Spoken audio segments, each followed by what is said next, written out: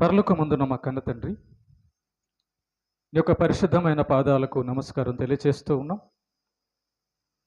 మరొక దినాన్ని మాకు అనుగ్రహించినందుకు స్తోత్రాలు. నీ దయ, నీ కరుణ, నీ కృపతో కాపాడుతున్న దేవా, నిన్ను స్తుతిస్తూ ఉన్నాం.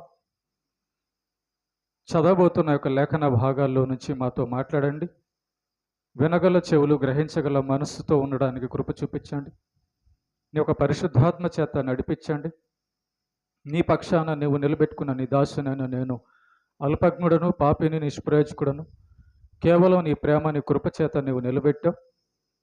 అభ్యంతరపరచ చూచే సాతాను, దురాత్మ, చీకటి శక్తుల ప్రభావాన్ని తొలగించి ఉన్నతంగా అర్థం చేసుకున్నట్లుగా, బ్రతికేటట్లుగా దీవించమని ప్రభువైన యేసుక్రీస్తు పేరిట ఈ ప్రార్థన మీకు సమర్పిస్తున్నాము తండ్రి. ఆమెన్. ఫిలిప్పీలకు రాసిన పత్రిక 4వ అధ్యాయము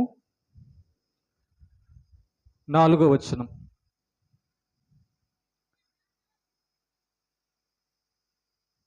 పరిశుద్ధ గ్రంథంలో నుంచి ఫిలిప్పీలకు రాసిన పత్రిక 4వ అధ్యాయము 4వ వచనాన్ని తీసి చదవండి. ఎవరన్నా తీసిన వాళ్ళు.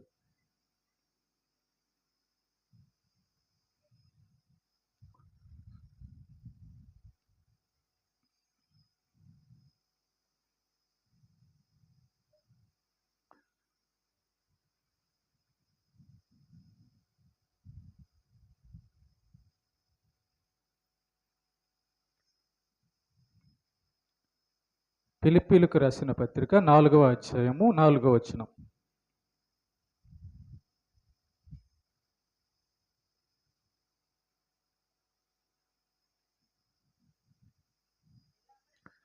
ఎల్లప్పుడూ ప్రభువునందు ఆనందించుడి, మరలా చెప్పుదును ఆనందించుడి. ఇక్కడ వ్రాయబడిన ఒక మాటను మనం గమనిస్తే, ప్రభువునందు ఆనందించుడి అనే మాట మనం ఇక్కడ చూస్తూ ఉన్నాం. అది 2 సార్లు చెప్పినట్టుగా మనం చూస్తున్నాం, 2 సార్లు వ్రాయబడినట్లుగా మనం చూస్తూ ఉన్నాం. అమ్మా, భక్తి జీవితంలో దేవుని గురించిన ఆనందం మనం పడకపోతే, మనం అనుభవించకపోతే, ఆ భక్తురాల జీవితంలో సంతోషం అనేది ఉండదు. ఓకేనా? ప్రతి భక్తుడు కూడా ఆనందించవలసినటువంటి విషయం ఏదంటే దేవుడు.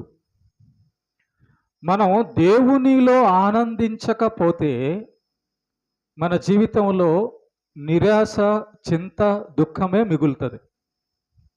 అందుకే దేవుడు ఏమంటున్నాడంటే, మీ జీవితాల్లో ఆనందం కావాలంటే మీ జీవితాల్లో నేనుండాలి అంటున్నాడు. చాలామంది దేవునిని తమ జీవితంలోకి ఆహ్వానించకుండా, దేవునిలో ఆనందించకుండా ఉంటారు. కాబట్టి మిగతావన్నీ దూరమైన, మిగతా వాటి వలన దుఃఖపడే అవకాశం ఉంటుంది. మిగతావన్నీ కూడా మనకేం శాశ్వతమైన ఆనందాన్ని ఇవ్వలేవు, నిజమైన మనశ్శాంతిని ఇవ్వలేవు. కాబట్టి ఈరోజు ఒక మంచి పాఠాన్ని మనం ప్రతి వారంలో నేర్చుకుందాం. అదేంటంటే, భక్తులు దేవుని మనస్సును తెలుసుకోవడం ముఖ్యం.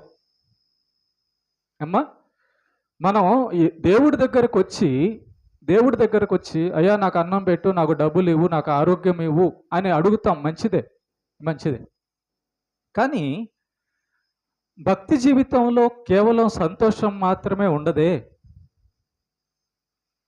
భక్తి జీవితంలో కేవలం ఆనందం మాత్రమే ఉండే పని అయితే దేవుడు అదే అనుగ్రహించాల మనకి. దానియేలు గారి జీవితంలో ఆనందం ఉంది, దుఃఖం ఉంది. అబ్రహాము జీవితంలో ఆనందం ఉంది, దుఃఖం ఉంది. యోబు జీవితంలో ఆనందం ఉంది, దుఃఖం ఉంది. పౌలు గారి జీవితంలో ఆనందం ఉంది, దుఃఖం ఉంది. ఈ యొక్క సువార్త పౌలు గారే రాశారు ఈ పత్రిక. కాబట్టి గుర్తుపెట్టుకోండి, మీ టార్గెట్ ఆనందం మాత్రమే అయితే మరి దుఃఖంలో ఏం చేస్తారు? దుఃఖంలో పడిపోతారు. కనుక దేవునికి దూరం అవ్వకుండా ఉండాలంటే ఒక భక్తుడు లేదా ఒక భక్తురాలు ముఖ్యంగా మనం తెలుసుకోవాల్సింది దేవుని గురించి. దేవుని గురించిన అవగాహన మనకు లేకపోతే మన జీవితం అనే ఈ యొక్క ప్రయాణం, భక్తి జీవితం సాఫీగా అభివృద్ధిలో కొనసాగదు. మనం లోకస్తులు ఆశించినట్లుగా, లోకస్తులు ఆలోచించినట్టుగా కాదు మనం ఆలోచించాల్సింది దేవుడి దగ్గర. లోకస్తులకు దేవుని గురించి తెలియదు కాబట్టి వాళ్ళు సుఖం ఇచ్చేవాడు దేవుడని, ఆనందం ఇచ్చేవాడు దేవుడు అనుకుంటూ బాధ వచ్చినప్పుడు దేవుడికి దూరం అయిపోతారు. అంటే వాళ్ళకి దేవుడి గురించి అర్థం కాలేదు. కాబట్టి నిజమైన దేవుడి గురించి వాళ్ళకి అర్థం కాలేదు కాబట్టి వాళ్ళ జీవితాల్లో రకరకాల పరిస్థితులు మనం చూస్తాం. కానీ నిజమైన దేవుడైన యేసుక్రీస్తు దగ్గరికి మనం వచ్చిన తర్వాత, మనం యేసుక్రీస్తు దగ్గరకు వచ్చిన తర్వాత కూడా యేసు ప్రభువుని ఆనందించకపోతే, యేసు ప్రభులో ఆనందించకపోతే అక్కడ ఇక్కడ తేడా ఏముంది కదా? కాబట్టి దేవుని గురించి ఒక మనిషికి అవగాహన లేనప్పుడు వాడు దేవుడు చెప్పినట్లుగా బతకలేడు, వాడు దేవుడితో ఉండలేడు, దేవునిలో ఆనందించలేడు, కష్టంలో ఆనందించలేడు, సమస్యల్లో శోధనలో నిలబడలేడు. జాగ్రత్తగా నేర్చుకుందాం. దేవుని మనస్సు తెలుసుకోవడం ముఖ్యం. మీరేమనుకుంటున్నారు అంటే, దేవుడి దగ్గరికి నేను వెళ్ళి అడిగేస్తే చాలు, ఇంకా తర్వాత అంతా ఇంకేం అవసరం లేదనుకుంటారు. ఇక్కడ తెలుసుకోవాల్సిన విషయం ఏంటంటే, దేవునికి కూడా మనస్సు ఉంది. ఏముందమ్మా? మనస్సు ఉంది. మనస్సు ఉంది. మనకు మనస్సు ఉంది కదా, ఆయనకు మనస్సు ఉంది కాబట్టి మనకు కూడా మనసు ఇచ్చాడు. ఓకేనా? రైట్. దేవునికి కూడా మనస్సు ఉంది కాబట్టి ఆయనకు కూడా కొన్ని గుణ లక్షణాలు ఉంటాయి. మనకు ఆనందించాలని, సంతోషించాలని మనకుందా లేదా? కోరికలు మనకున్నాయి లేగా? కాబట్టి దేవుడి మనస్సు మనం తెలుసుకోగలిగితే దేవునికి దూరం అవ్వకుండా ఉంటాం. భక్తిలో మనం ఆనందించి పరలోకాన్ని చేరగలం, గమ్యాన్ని పూర్తి చేసుకోగలం. మీరు దేవుని మనస్సు తెలుసుకోకుండా భక్తి చేస్తుంటే ఆ భక్తి నిలబడదు. అతడు పరలోకానికి సిద్ధపడడు. ముందు మొట్టమొదటిగా గుర్తుపెట్టుకోండి. మీకు ఒక చిన్న ఉదాహరణ చెప్తా ఈ పాఠం అర్థం కావడానికి. మీ ఆయనకి ఏ కూర ఇష్టం తెలీదా మీకు? నీ భార్యకి ఏ కూర ఇష్టం తెలీదా? మీ పిల్లలకి ఏ కూర ఇష్టం మీకు తెలీదా? ఏవి ఇష్టపడతారో, ఏది నచ్చదో మీకు తెలీదా? ఏమా తెలీదా మీకు? తెలుసుకున్నారు. నా భర్తకి ఇది ఇష్టమని, నా భర్తకి ఇది ఇష్టం లేదని, నా భార్యకి ఇది ఇష్టమని, నా భార్యకి ఇది ఇష్టం లేదని, నా పిల్లలకి ఇది ఇష్టమని, నా పిల్లలకి ఇది ఇష్టం లేదని మీరు తెలుసుకున్నారు. అంటే అర్థం ఏంటి? మనస్సు తిరిగారు, మనస్సు తెలుసుకున్నారు అన్నమాట. మనస్సు తెలుసుకోవడం అనేది ప్రధానము. భక్తునికి దేవుని యొక్క మనసు తెలుసుకోవడం. దేవుని మనసు ఎలాంటిది, ఏంటి ఆయన గుణలక్షణాలు, అది మనం తెలుసుకోకుండా మనం భక్తి చేయలేం. అది ముందుకు వెళ్ళదు కూడా. ఎప్పుడైతే దేవుని మనసు తెలుసుకుంటామో స్టాండర్డ్గా పునాది మీద నిలబడిన వారమై దేవునితోనే ఉంటాం. అబ్రహాముల, హనోకుల, దానియేలుల, భక్తులందరిలా వాళ్ళు ఏం చేశారంటే ముందు దేవుని మనస్సు చూశారు, మనస్సు ఎరిగారు. ఓకే, కూర వండంగానే ఉప్పు ఎంత అయిందో లేదో చూడమ్మా, రుచి చూడమంటారుగా, తెలుసుకోవాలి. బియ్యం పొయ్యి మీద పెట్టిన తర్వాత, అన్నం పెట్టిన తర్వాత ఉడికిందో లేదో తెలుసుకోవాలి. నువ్వు బట్టలు కొనడానికని మార్కెట్కి వెళ్ళావు, నీ కొలత ఏందో నీకు తెలీదా? కూరగాయలకి వెళ్ళావు, పుచ్చుదో మంచిదో తెలీదా? బంగారం కొనడానికి వెళ్ళావు, మంచిదో డూప్లికేటో తెలీదా? కనుక అమ్మాయిని చూడడానికి వెళ్ళావు, నల్లగా ఉందో, తెల్లగా ఉందో, పొట్టుగా ఉందో, పొడుగ్గా ఉందో, వెనకాల ఏమైనా ఉన్నాయి తెలీదా? అదన్నమాట. అంటే తెలుసుకోవడం అనేది ముఖ్యం. ఓకే, ఈరోజు దేవుని మనస్సు తెలుసుకున్న భక్తులమై ఉంటేనే మనకు ఉపయోగపడతాడు దేవుడి వల్ల మనకు ప్రయోజనం, భక్తిలో నిలబడతాం. ఓకే రైట్, తెలుసుకుందాం. సుమారు ఒక 17 పాయింట్లు చెప్తాను మీకు. దేవుని మనస్సును మనం ఎరగడంలో 17 పాయింట్లు చెప్తాను, చూద్దాం. మొట్టమొదటిగా ప్రేమని దేవుని బిడ్డలారా, దేవునికి మనలాగే మనం ఏమనుకుంటామంటే ఆయన అసలు సపరేట్గా ప్రత్యేకంగా దూరంగా ఉంచుతాం ఆయన్ని. అలా కాదు, అలా కాదు. దేవుడు కూడా మనకు మనసు ఉంది కాబట్టి దేవునికి కూడా మనసు ఉంది. దేవుడు ఎలా ఆలోచిస్తాడు, ఏమనుకుంటాడు, ఆయన మనసు ఏంటంటే గుర్తుపెట్టుకోండి. మొదటి రాజులు 11వ అధ్యాయం 36వ వచనం. త్వరగా తీయండి, పాఠం కొంచెం ముగించడానికి బాగుంటుంది. మొదటి రాజులు 11వ అధ్యాయం 36వ వచనం చదవని తీసిన వాళ్ళు టకటక. ఆయన మనస్సు, నా నామమును ఇక్కడ ఉంచుటకు నేను కోరుకొనిన పట్టణమైన యెరూషలేములో నా ఎదుట సేవకుడైన దావీదునకు ఉండునట్లు అతని కుమారునికి, చూసారా ఇక్కడ నా నామము ఉంచుటకు నేను కోరుకొనిన పట్టణము యెరూషలేము అంటున్నాడు. అంటే దేవునికి కూడా కోరికలు ఉంటాయా? దేవుడు కూడా ఏమన్నా కోరుకునేవాడా? దేవుని మనస్సుకి ఒక కోరిక ఉంటుందా అంటే ఉంది. ఆయన ఏం కోరుకుంటున్నాడంట? మనం కావాలని కోరుకుంటున్నాడట. ఆయన మనస్సు అది. Number 1 first point. దేవుడు మనం కావాలని కోరుకున్నాడట. మనం కావాలని కోరుకున్నాడు కాబట్టి మనల్ని చేశాడు. ఆయన మనసులో ఉన్న విషయం చూద్దాం. దేవుని యొక్క మనసులో ఏమంటే అమ్మా నాన్న మనల్ని కోరుకుంటే ఈ ఆకారం వచ్చిందా? దేవుడు కోరుకుంటే వచ్చిందా? ప్రేమ్ కుమార్, అమ్మా నాన్న కాదు, దేవుడు కోరుకుంటే వచ్చింది. చూసారా? కాబట్టి భూమి మీద కోటాను కోట్ల మనుషుల ఆకారాలు మనం గమనిస్తే అదంతా కూడా దేవుడు కోరుకున్నదంట. అంటే దేవుని మనస్సులో ఒక కోరిక ఉంది. అదేంటంటే నాకు పిల్లలు కావాలి, నాకు మానవులైన పిల్లలు కావాలని ఆయన కోరుకున్నాడు కాబట్టి ఆయన మనల్ని చేశాడు. అందుకే చేశాడు. ఆయనకు ఒక కోరిక ఉంది. పిల్లలు కనాలని కోరిక ఉంటే పెళ్లి చేసుకుంటారు. కోరికతో పిల్లల్ని కంటారు. కనుక నెంబర్ 1, దేవుని కంట మనం కావాలని కోరుకున్నాడంట ఆయన. ఈ సంగతి నీకు తెలుసా? మరి ఆయన కావాలనుకుంటే కదా నువ్వు ఉండింది, ఇక్కడ ఉన్నావు, మనం ఇక్కడ ఉన్నాం. నెంబర్ 1. నెంబర్ 2, యోహాను సువార్త 8:46. యోహాను సువార్త 8వ అధ్యాయం 46వ వచనం.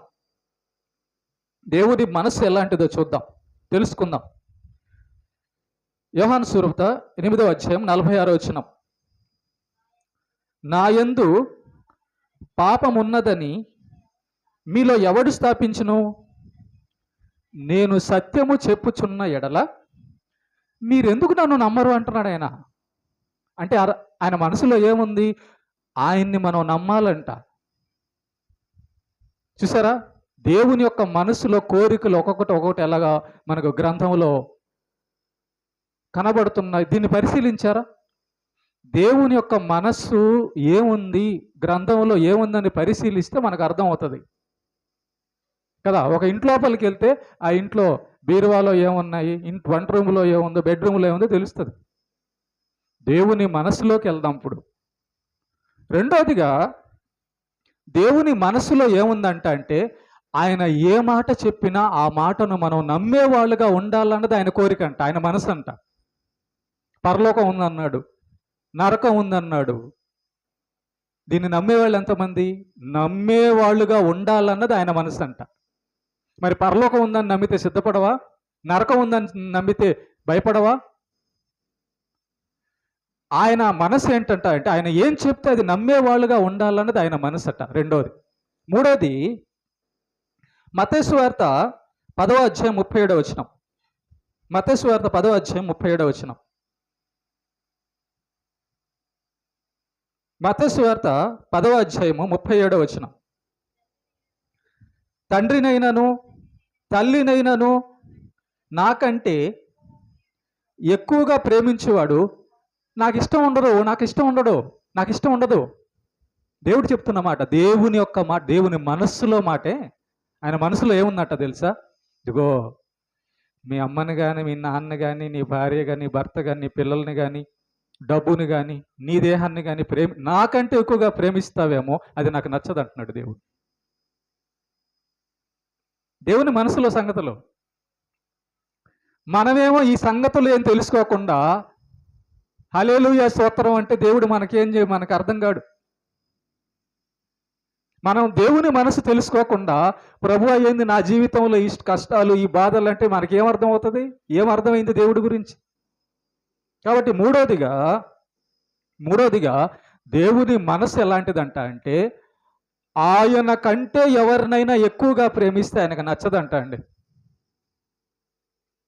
ఇప్పుడు ఆలోచించండి, మనం మన దేహాన్ని కానీ దేవుని కంటే ఎక్కువగా ప్రేమిస్తే దేవునికి నచ్చం. దేవుడు మనల్ని ఎలా ఉండమన్నాడు? అలా ఉంటేనే ఆయనకు నచ్చుతాం. మన సొంత ఆలోచనలతో బతుకుతున్నాం అనుకు ఆయనకు నచ్చం. కాబట్టి మూడోదిగా గుర్తుపెట్టుకోండి, మీ అమ్మను కానీ మీ నాన్నను కానీ నీ అన్నను కానీ నీ తమ్ముడిని కానీ నీ చెల్లెలు కానీ నీ అక్కని కానీ నీ చదువుని కానీ నీ దేహాన్ని కానీ నీ డబ్బుని కానీ నీ వస్తువులు కానీ నీ జంతువులను కానీ ఈ భూమి మీద ఈ సృష్టిలో దేన్ని కూడా దేవుని కంటే ఎక్కువగా ప్రేమిస్తే ఆయనకు నచ్చదు. మీకు ఒక చిన్న ఉదాహరణ చెప్తానే. భార్యాభర్తలు ఇద్దరు కొత్తగా పెళ్ళయింది. ఈ భర్త ఈ పక్కంట ఆమెను ఇంకో చూస్తా ఉన్నాడు, అదే ఓరగా చూస్తున్నాడు. ఏమ్మా ఆమె ఊడుస్తుంటే చూస్తున్నాడు, బయటకు వస్తుంటే చూస్తున్నాడు, లోపలికి వెళ్తే చూస్తున్నాడు. ఎవరి భర్త? అబ్బా, భార్య తీసుకొచ్చి మంచి పూలదండ వేసేసిద్ది కదా ఆయన మీద, ఎంత గొప్ప వాడయ్యాను అంటదా? ఏమ్మా నచ్చదు. నేను నన్ను పెళ్లి చేసుకొని ఆమె వెంక చూస్తావా అని భార్య కానీ భర్త కానీ అంటారు. ప్రేమైన దేవుని బిడ్డలారా, దేవుని కంటే ఎక్కువ ఎవరిని ప్రేమించినా ఆయనకు నచ్చదు. ఆయన మనసు ఇది తెలుసుకోండి. ఇప్పుడు ఆయన మనసు ఏంటో మనం తెలుసుకోకుండా మన జీవితంలో బాధలు పడుతుంటాం. ఆయన మనసు కానీ తెలిసిందనుకో, ఆయనకి ఏది ఇష్టం అలా నడుచుకున్నాం అనుకో. దానియేలు అబ్రహాము ఏవో అలాగే నడుచుకున్నారు. మరి వాళ్ళకి అందుకనే భక్తులయ్యారు వాళ్ళు. మూడోదిగా ఎవరిని ఎక్కువ ప్రేమించకూడదంట, ఆయన మనసు అది.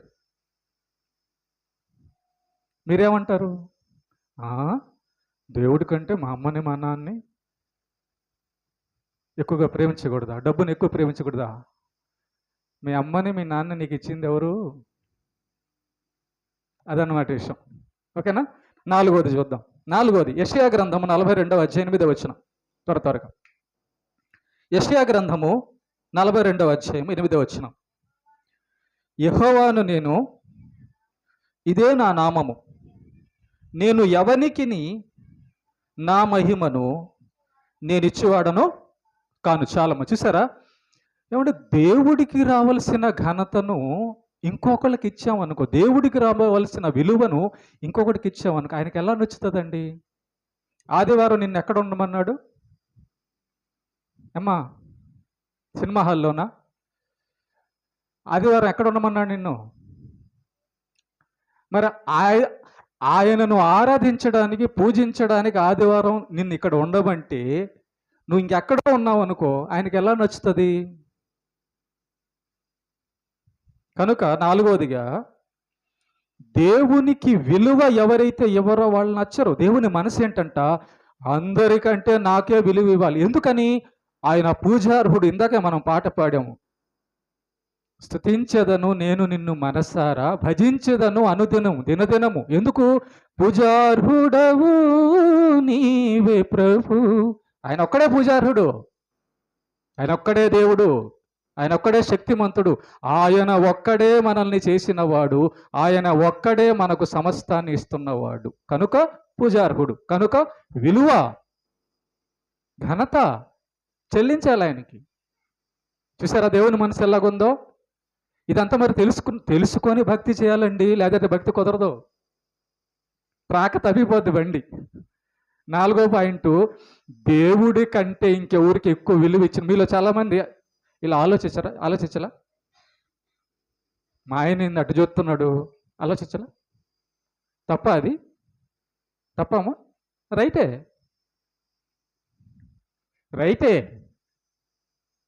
దేవుడు కూడా రైటే, ఆయన గురించి ఆయన ఆలోచించడం రైటే. Okay, right. 4వది. 5వది ఏంటి? లేవికాండం 5వ అధ్యాయం 17వ వచనం. ఓకే, 17 పాయింట్లు ఉన్నాయని చెప్పాను. త్వరగా తీస్తే త్వరగా చెప్తాను, లేదంటే రెండో భాగం వచ్చే వారం వింటారు. ఓకేనా? లేవికాండము 5వ అధ్యాయం 17వ వచనం.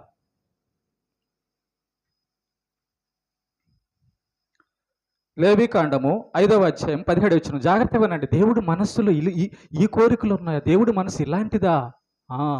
అది తెలుసుకొని భక్తి చేస్తేనే దేవుడిలో మనం ఆనందించగలం, దేవుడితో ఉండగలం, నిలబడగలం దేవుడిలో. చదమ్మా. చేయకూడదని యెహోవా ఆజ్ఞాపించిన వాటిలో దేనినైనను చేసి ఒకడు పాపి అయిన ఎడల పొరపాటున జరిగినను అతడు అపరాధి అయి తన దోషమునకు శిక్ష పడిద్ది.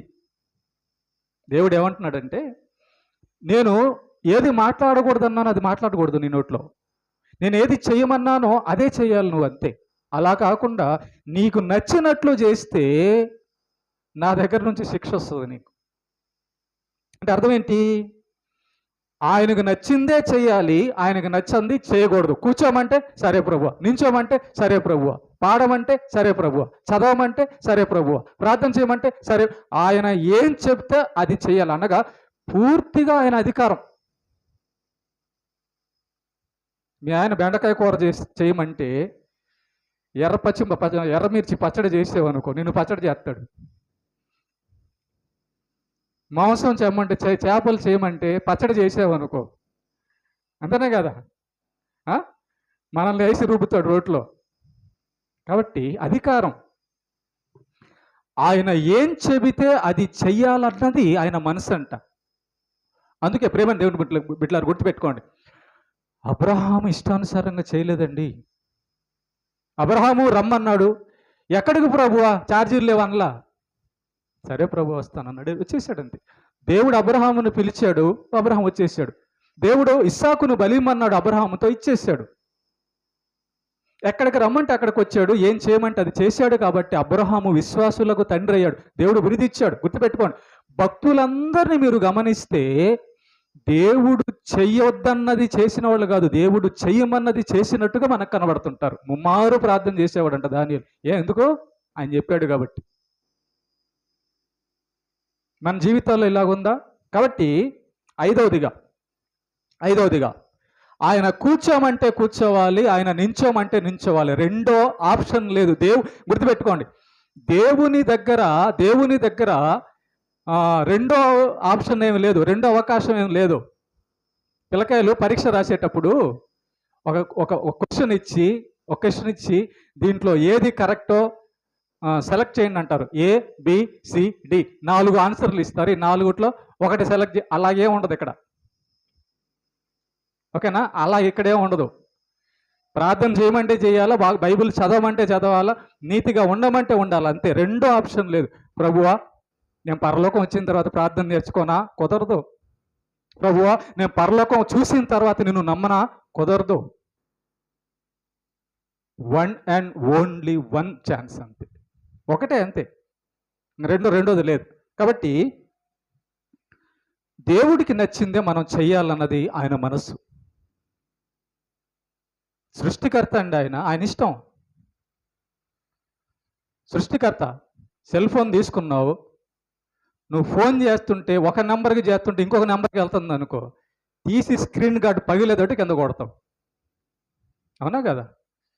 పశువులు కాపరి గొర్రెలు పెంచుతున్నాడు, 4 గొర్రెలు ఇటు ఉన్నాయి, ఇంకో గొర్రె అడు పరిగెడుతున్నాను, కారు తీసుకుని రెండు బాధి దీంట్లోకి రా అంటావా లేదా? అదన్నమాట. కాబట్టి దేవుడికి కూడా ప్రేమని దేవుని బిడ్డలారా, ఆయన ఏం చెప్పాడు అది చెయ్యాలి, ఆయన ఏది చేయకూడదు అన్నాడు అది చేయకూడదు. అర్థమవుతుందా? ఇదంతా అర్థమైతేనే మీరు భక్తి చేయగలరు. ఈరోజు పాఠం బాగా మధ్యలోకి తీసుకెళ్ళండి. దేవుని మనసు మనం తెలుసుకోకుండా దైవ భక్తులుగా దానియేలులాగా మరియమ్మలాగా ఉండలేరు. దానియేలు గారు ఇది తెలుసుకున్నాడు, అబ్రహాము తెలుసుకున్నాడు. అవునా, దేవుని మనసిదా? తెలుసుకుంటే సూపర్. తెలుసుకోకపోతే బయటికి వెళ్ళిపోతారు దేవుడి దగ్గర నుంచి, భక్తిలోంచి. ఓకే, 6వదిగా కీర్తనల గ్రంథము 7వ అధ్యాయం 11వ వచనం. కీర్తనల గ్రంథము రాసుకోండి, పాయింట్లు రాసుకోండి. దేవుని మనస్సులో ఎలాగుంటుంది, ఏం కోరుకుంటున్నాడు ఆయన. కీర్తనల గ్రంథము 7వ అధ్యాయము 11వ వచనం. న్యాయమును బట్టి ఆయన తీర్పు తీర్చును, ఆయన ప్రతిదినము ఆయన ప్రతిదినము, అందరు చెప్పండి ఈ మాట, ఆయన చెప్పండి అందరూ, ఆయన ప్రతిదినము కోపపడు దేవుడు. ఎవరి మీద? ఎందుకు అంటే ఆయన కోపం కూడా ఉందా? ఆయన కోరికలు కూడా ఉన్నాయా? ఆయనకి ఇష్టాలు కూడా ఉన్నాయా? మనస్సు ఉంది. ఆయన ప్రతిదినము కోపపడే దేవుడు అంట. మరి మనం పిల్లోడు స్కూల్కి వెళ్ళమంటే వాడు ప్రతిదినం ఎగ్గొడుతున్నాడు అనుకో, ప్రతిదినం కోపం రాదా? కర్ర పట్టుకున్నట్టు తగిలిమా? కాబట్టి దేవుడు ఎవరు? మన తండ్రి. దేవుడు మన తండ్రి. మరి పిల్లలు తప్పుదామని వెళ్తుంటే గొర్రెల కాపరి గొర్రెలు చెదిరిపోతుంటే వాటిని సమకూరుస్తాడు. ఆయన బాధ్యత, తండ్రి బాధ్యత. కుటుంబంలో తల్లిదండ్రుల బాధ్యత ఏంటి? పిల్లలను బాగా పెంచాలని. కుటుంబంలో భార్య భర్తల బాధ్యత ఏంటి? భర్త బాగుండాలి, భార్య బాగుండాలని. కాబట్టి దేవునికి కోపం కూడా ఉందండోయ్. ఇక్కడే మనం దెబ్బతినేది. ఎందుకు కోపం వస్తుంది? ఆజ్ఞను అతిక్రమి. ఇదిగో ఇప్పటికి ఎన్ని చెప్పాను? 5 చెప్పా. ఈ 5 ఒకటి మిస్ అయినా ఆయన కోపం వస్తుంది. ఎప్పుడెప్పుడు కోపం వస్తుంది అంటమా? ఎప్పుడెప్పుడు అంటమా? సోమవారం వస్తే మళ్ళా జనవరి 1కి వస్తుంది అన్నాడా? ఎప్పుడు వస్తుందంట? ప్రతిదినము. ప్రతిదినం దెబ్బలు తగులుతాయి. ఆయన ఎవరు? మన నాన్న. ఎలాంటి నాన్న? మంచి నాన్న. ఎందుకు కొడతాడు? మనం బాగుండాలని కొడతాడు. లేకపోతే గాలికి వదిలేస్తే ఆయన మనకు తండ్రి ఎట్ట అవుతాడు? వదిలేస్తాడండి, వదిలేస్తాడు కూడా. తర్వాత చూద్దాం. ప్రతిదినము దేవునికి కోపం వస్తుందట. మరి కోపం రాకుండా నడుచుకోవాలి కదా మనం. కోపం రాకుండా నడుచుకోవాలి. మరి కోపం రాకుండా, దేవుడికి కోపం వచ్చేవి ఏవో, కోపం రానివేవో తెలుసుకుంటేనే మనం కోపం రాకుండా నడుచుకోగలం. ఓకేనా? గుర్తుపెట్టుకోండి, బైబిల్లో ఒక మాట ఉంటుంది, నీవు దేవుని మందిరమునకు పోవునప్పుడు నీ ప్రవర్తన జాగ్రత్త అంటాడు. నీవు దేవుని మందిరానికి పోయేటప్పుడు నీ ప్రవర్తన జాగ్రత్త. ఎందుకంటే అక్కడ నువ్వు నీ క్యారెక్టర్ కరెక్ట్గా లేదనుకో, నీ ప్రవర్తన కరెక్ట్గా లేదనుకో, వాక్యం వినబడేటప్పుడు, ఆరాధించేటప్పుడు, పాటలు పాడేటప్పుడు, దేవుని స్తుతించేటప్పుడు నువ్వు కరెక్ట్గా లేకపోతే దెబ్బ పడిద్ది. మందిరంలోకి వచ్చిన తర్వాత శాపాలు తెచ్చుకోవడం ఉంటుంది కూడా. కలెక్టర్ ముందుకు వెళ్ళావు, ఏమయ్యో కలెక్టర్ అట్టుండవా అంటావా? అట్టంటావా? అనవుగా. దేవుడి దగ్గరకు వచ్చి కూడా గౌరవంగా లేకపోతే దెబ్బలు పడతాయి. ఓకే, కోపం వస్తుందంట. ఎన్నోది? 6వది. తర్వాత 7వది. మొదటి సమూయేలు 28వ అధ్యాయం 15వ వచనం. సమూయేలు మొదటి గ్రంథము 28వ అధ్యాయం 15వ వచనం చదవండి. సమూయేలు మొదటి గ్రంథము 28వ అధ్యాయము 15వ వచనం. అతని పక్షముగా నేను దేవుని యొద్ద విచారము చేయగా అది నాకు దూరమగును గాక.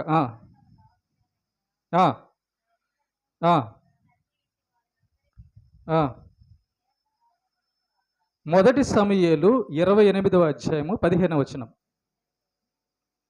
ఆదికాండము 6:3 చదవండి ఒకసారి.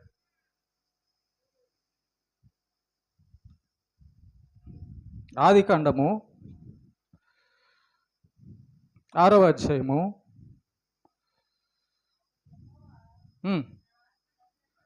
నా ఆత్మ నరులతో ఎల్లప్పుడూ, అంటే దాని అర్థం ఏంటి? నా ఆత్మ ఎల్లప్పుడూ నరులతో వాదించదు. కరెక్ట్ చదవలేదమ్మా ఇందాక. మొదటి సమూయేలు 28వ అధ్యాయం 15వ వచనం చదువు ఒకసారి మళ్ళీ కరెక్ట్. 28వ అధ్యాయం 28. 28 28వ అధ్యాయం 15వ వచనం.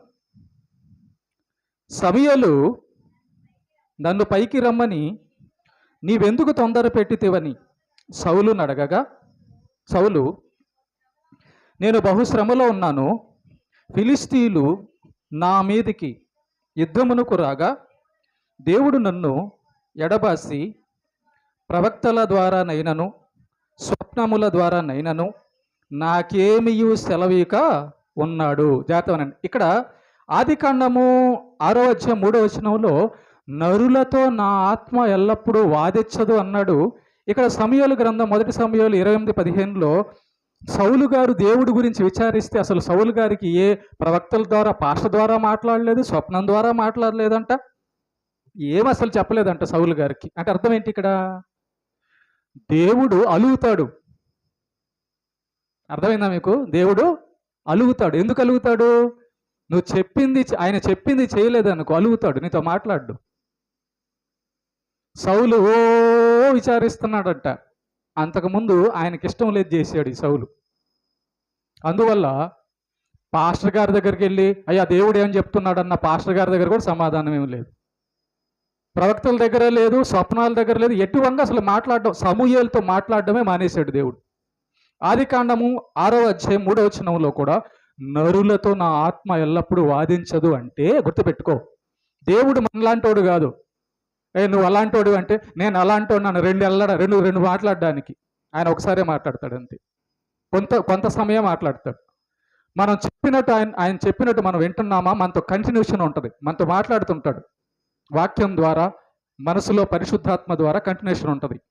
మనం ఎప్పుడైతే దేవుడు చెప్పినట్టుగా, పరిశుద్ధాత్మ చెప్పినట్టుగా వినడం మానేస్తామో ఇక అక్కడి నుంచి మనతో దేవుడు మాట్లాడు. ఎందుకు మాట్లాడతాడు? మీరు అలగరా ఏమా? మీకు అలుగు లేదా? ఎందుకు అలుగుతారు చెప్పండి? ఎప్పుడు అలుగుతారు? కోపం. ఎందుకు కోపం వస్తుంది? చెప్పింది చేయనప్పుడు, 10 సార్లు చెప్పినా చేయనప్పుడు అబ్బా నీతో మాట్లాడు బా అంటారు. అంతే కదా? అంతే కదా? నిన్నతో పలకను అని అంటారు. దేవునికి మనసు కూడా ఇదండి. దేవుడు కూడా అలుగుతాడు. దేవుడు కూడా మాట్లాడు. దేవుడు మాట్లాడకపోతే మనకి ఏమీ అర్థం కాదు. కనుక ఇక్కడ మనం చూస్తున్నాము ఎన్నోది 7వ పాయింట్. 7వ పాయింట్గా గుర్తుపెట్టుకోండి, దేవుడు మనసు ఏంటంటే ఆయనకు నచ్చంది చేసామనుకోండి ఇంకా మనతో మాట్లాడ్డా ఆయన. గుర్తుపెట్టుకోండి, మనలో ఒకవేళ ప్రతి వారం వాక్యం చెప్పబడుతున్నా ఆ వాక్యానికి మనం రెస్పాన్స్ అవ్వకపోతే, ఈ వాక్యాన్ని మనం నేర్చుకోకపోతే, దైవజనుడు ద్వారా దేవుడు మనకి ఏ పాఠం నేర్పిస్తున్నాడు దాన్ని స్వీకరించకపోతే నిమ్మకాయ మీద వర్షం పడినట్టే ఉంటుంది. అంతే, వస్తుంటావు పోతుంటావు. మరి వాక్యం ఏమైంది? పోయిన వారం వాక్యం ఏమైంది నీ జీవితంలో? కనుక గుర్తుపెట్టుకోండి, మన మనస్సు లోపల దేవుడు పరిశుద్ధాత్మ ద్వారా మాట్లాడుతుంటే దేవుడు మనకు తెలియజేస్తుంటాడు. ఇదిగో ఈరోజు ఈ వాక్యం చెప్పారు పాస్టర్ గారు, గుర్తుపెట్టుకో, ఈరోజు చెప్పాడు, ఈ అర్థం చెప్పాడు అన్ని మనస్సులో పరిశుద్ధాత్ముడు మాట్లాడతాడు, తెలియజేస్తాడు. అప్పుడు నువ్వు చాలా ఆనందంగా ఉంటావు, నీ జీవితం భక్తిలో బాగా ఎదుగుతూ ఉంటుంది. గుర్తుపెట్టుకోండి, నీకు బుద్ధి చెప్పే దేవుడు ఉంటేనే నీ జీవితం కరెక్ట్గా ఉంటుంది. దేవుడు నీతో మాట్లాడుతుంటేనే దేవుడి స్వరం విని లైన్లో ఉంటావు. గుర్తుపెట్టుకోండి, ఎవడైనా దేవుడు చెప్పినట్టుగానే నడవడం లేదంటే వాడి జీవితంలో ఏం జరిగింది? ఒకరోజు దేవుడు చెప్పిన మాట కాదనుకున్నాడు కాబట్టి ఆ రోజు నుంచి వాడితో దేవుడు మాట్లాడడం లేదు కాబట్టి, వాడు సాతాను చెప్పినట్టు అంటున్నాడు కాబట్టి వాడి జీవితంలో పాపాలు ఉంటాయి. అదే దేవుడు మాట్లాడుతున్నాడు అనుకో, ఇటెళ్ళు నాన్న, అటెళ్ళు నాన్న, అక్కడ ప్రార్థించి ఆ వాక్యానికి వెళ్ళు, అక్కడికి వెళ్ళు అంటుంటాడు దేవుడు, ఇక్కడికి వెళ్ళబాక అంటుంటాడు దేవుడు. అప్పుడు మన జీవితం బాగుంటుంది. గుర్తుపెట్టుకోండి, నీ జీవితంలో లోటుపాట్లు ఉన్నాయంటే నువ్వు దేవుడి మాటను ఏ రోజో ఒకరోజు పక్కన పెట్టేశావు. నీ జీవితంలో లోటుపాట్లు, దేవుడికి నచ్చని కార్యాలు ఉన్నాయంటే దేవుడు నీతో మాట్లాడడం లేదు. ఒకసారి ఎవరన్నా బయట వాళ్ళు పిలిచారనుకో, నీకు వినపడదా? ఏమా, బయట వాళ్ళు ఎవరైనా పిలిచారనుకో వినపడిద్దా లేదా? మరి నీ లోపల ఉన్న దేవుడు ఉంటే, హలో, నీ లోపల దేవుడు ఉంటే ఆయన నీతో మాట్లాడ్డా, ఆయన నీతో పిలవడం లేదా? పిలిస్తే నీకు ఆ పిలుపు వినపడడం లేదా? పరిశుద్ధాత్ముని యొక్క స్వరం నీకు వినపడడం లేదా? ఉన్నాడా లోపల? మాట్లాడుతున్నాడా? మాట్లాడితే భయం ఉంటుందిగా, అదిగో ఈ పని చేయొద్దని ఆయన చెప్తుంటే నీకు భయం ఉంటుందిగా. కాబట్టి ఇక్కడ మనం చూస్తున్నాం 7వ పాయింట్గా, దేవుడు ఒక మనిషితో మాట్లాడడం మానేస్తే వాడు భయంకరంగా పాపాలు చేస్తూ వెళ్ళిపోతాడు. మారు మనసు రాదు, మారు మనసు అనేది ఉండదు. కారణం ఏంటంటే లోపల దేవుడి మాట ఆగిపోయింది. ఆపేసుకున్నాడు ఈడే. నాకు నువ్వు వద్దు, నాకు అది కావాలి, ఆ సినిమా కావాలి, అది కావాలి, ఆ బీడీ కావాలి, ఆ గుట్కా కావాలి, ఆ మందు కావాలి, అది కావాలి. వద్దురా, నేనేనో నీ మాట నేను వినను. వినవా? నా మాట వినరా? విన్నావు, అయితే నేను నీతో మాట్లాడను, గప్చప్. ఎప్పటి వరకు? నేను నీకు 70 సంవత్సరాలు 80 సంవత్సరాలు ఇచ్చా, నా మాట నేను తప్పను రోయ్. దేవుడి మాట, అమ్మా నా మాట నేను తప్పను, నీకు 70 80 సంవత్సరాలు ఆయుష్ ఇచ్చున్నా, అంతవరకు నీ ఇష్టంగా బతుకుపో. ఒకరోజు నేను ఇచ్చిన టైం అయిపోద్ది, అప్పుడు వస్తావు, అప్పుడు నేను మాట్లాడతాను నరకానికి వెళ్ళు అని. అప్పుడు నువ్వు మాట్లాడతావు అయ్యా నన్ను వద్దని. ఛాన్స్ ఉండదు. కనుక చూసారా, దేవుని మనస్సు ప్రేమని దేవుని బిడ్డలారా, ఆయన మాట్లాడడం మానేస్తాడు కూడా. కనుక పాటల్లో కూడా మంచి మంచి పాటలు రాశారు. మాట మాత్రము సెలవీయు నా బ్రతుకు మారిపోతుంది. ఆయన మాట్లాడాలండి మనతో. ఆయన మాట్లాడకపోతే మన జీవితం అగమ్య గోచరమే. అందుకే నీ జీవితం బాధల్లో ఉన్నప్పుడు ఆయన మాట్లాడితేనే కదా ఆనందం. ఫిలిప్పి 4:4 అర్థం అదే కదా. నిన్ను ఆదరించి పరిశుద్ధాత్ముడు మాట్లాడాలి నీతో. కష్టాల్లో ఉన్నప్పుడు, నువ్వు కష్టాల్లో ఉన్నప్పుడు నిన్ను ఆదరించే పరిశుద్ధాత్ముడు నీతో మాట్లాడకపోతేనే నీకు ఆదరణ, నీకు మనశ్శాంతి దొరకదు. నువ్వు బాధల్లో ఉన్నావు అనుకో, ఎవరికైనా చెప్పుకుంటావు, అమ్మకో నాన్నకో భర్తకో భార్యకో చెప్పుకుంటావు, వాళ్ళు ఏం చేస్తారు? నిన్ను ఆదరిస్తారు. అప్పుడు ఏమవుతుంది? నీకు సంతోషం వస్తుంది. అలాగా ఆదరించే పరిశుద్ధాత్ముడు, మాట్లాడే పరిశుద్ధాత్ముడు నీలో ఉంటేనే నీకు మనశ్శాంతి ఉంటుంది. నిన్ను ఆదరించేది ఎవరు మరి బాధల్లో? దేవుడు. కాబట్టి దేవుడు నీతో మాట్లాడుతుంటేనే కష్టాల్లో ఆదరణ ఉంటుంది, ఎప్పుడైనా కూడా సంతోషం ఉంటుంది. 7వ పాయింట్ 8. యెషయా గ్రంథము 55వ అధ్యాయం 7వ వచనం. యెషయా గ్రంథము 57వ అధ్యాయము 55వ అధ్యాయము 7వ వచనం. 55:7.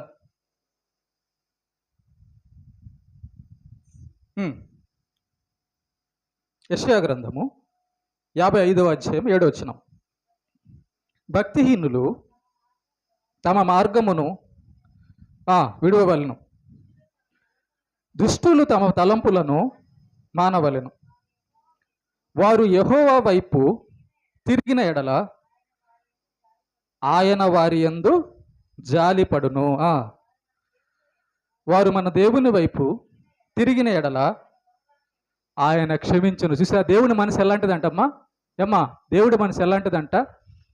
తప్పులు చేసిన ఎంత ఘోర పాపి అయినా, అయ్యా నా జీవితం ఇలాంటిది, నాకు అర్థమైంది నేను తప్పులు చేస్తున్నానని, ఇక తప్పులు చేయకుండా నువ్వు చెప్పినట్టుగా బతకాలని అనుకుంటున్నానని చెప్పి ఆయన వైపు తిరిగితే ఆయన ఎంతో జాలియు కరుణయు కలిగిన దేవుడు.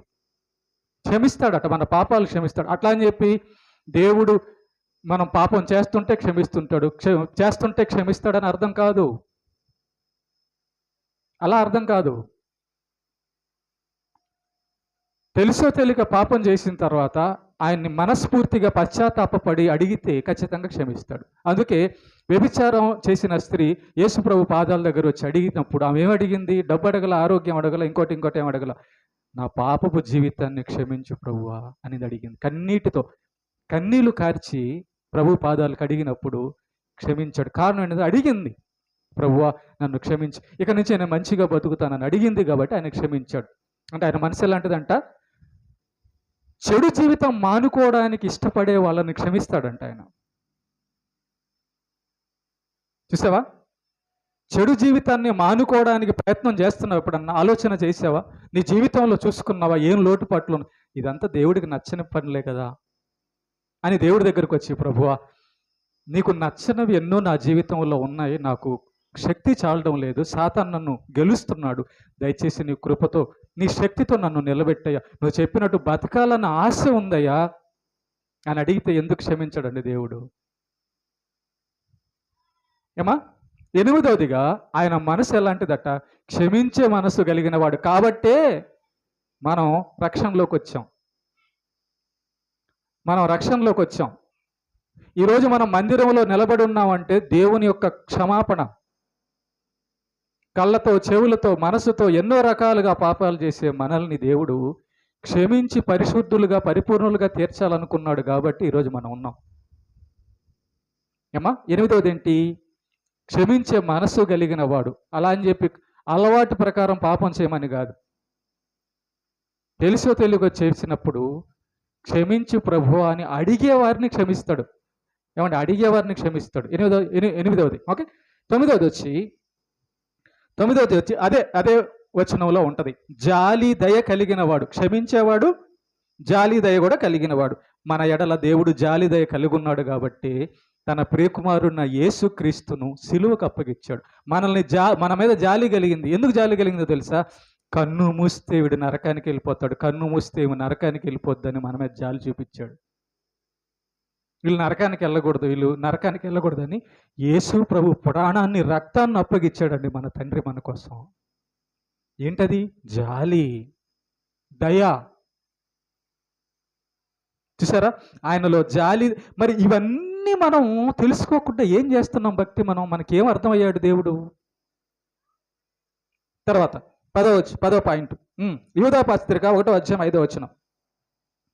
యూదా పత్రిక 1వ అధ్యాయము 5వ వచనం. ప్రకటన గ్రంథానికి ముందు ఉంటుంది, చూడండి ఒకసారి. 10వ పాయింట్. వీరైతే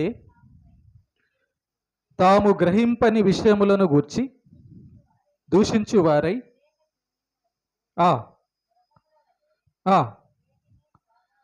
స్వాభావికముగా ఎరుగుదురో వాటి వలన తమ్మును తాము నాశనము చేసుకొనుచున్నారు. చూసారా? నాశనం అయిపోతున్నారంట కొంతమంది. అంటే అర్థం ఏంటి? నరకానికి వెళ్ళే వాళ్ళు ఉంటారే, ధనవంతుడు నరకానికి వెళ్ళాడే, నరకానికి వెళ్ళే వాళ్ళందరి గురించి మనం ఆలోచన చేస్తే దేవుడు వాళ్ళని నరకంలో పడేశాడన్న సంగతి మనకు అర్థమవుతుంది ధనవంతుడిని చూసినప్పుడు. ప్రభువా, నీకు జాలి దయ ఉందన్నావు కదా, నువ్వు ప్రేమ కలిగినవాడివి కదా, మరి క్షమించేవాడివి కదా, అదేంటి నరకంలో పడేసావు ధనవంతుడిని అంటే ఆయన అంటాడు, బిడ్డా,